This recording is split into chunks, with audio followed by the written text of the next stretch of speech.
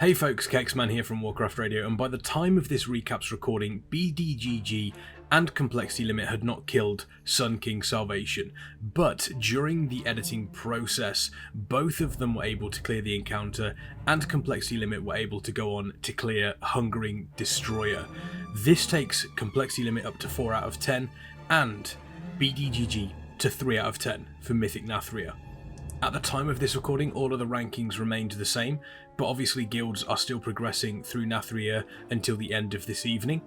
Any more changes will be put into tomorrow's recap video, so make sure to be there for that.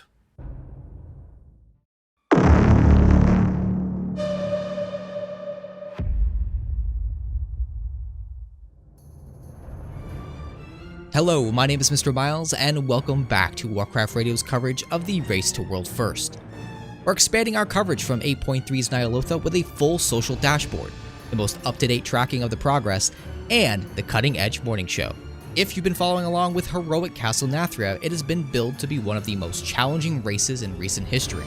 While normally not a noteworthy affair, the top guilds took 3 days to finally clear all 10 bosses.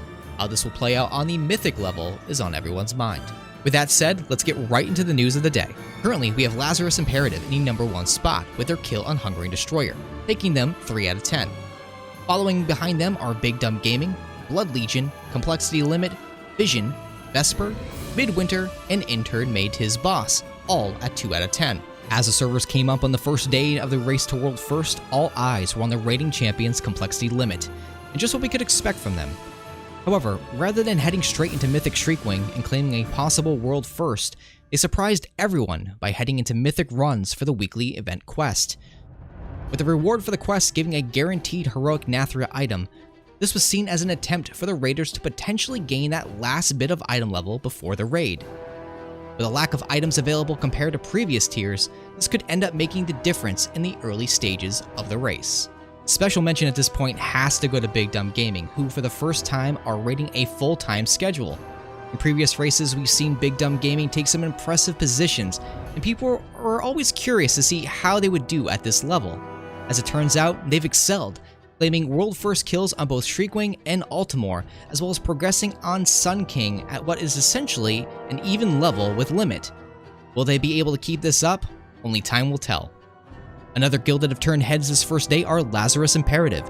Led by former Blood Legion GM Rignaros, they made a choice to take on Hungering Destroyer before Sun King Salvation, and it paid off. Claiming the world first kill just before the recording of this recap, it'll be interesting to see how far they can push it in Nathria. One of the big talking points heading into today's race centered around the difficulty of Castle Nathria in both normal and heroic, and how this would transition into Mythic.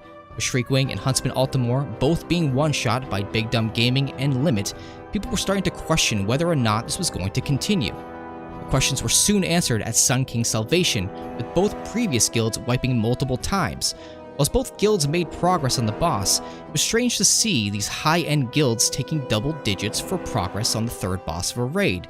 With previous tiers having the third boss all be one-shot, does this give us a hint as just how tough the rest of the raid will be for these cutting-edge guilds? Day 2 will see the European guilds jump into the fray. This race is just getting started, and we will be continuing to provide the latest kills, biggest updates, and daily recaps. Stay tuned to Warcraft Radio for breaking news updates. Follow the race at a glance on our progress tracker, and check out the social dashboard to find out what everyone is talking about.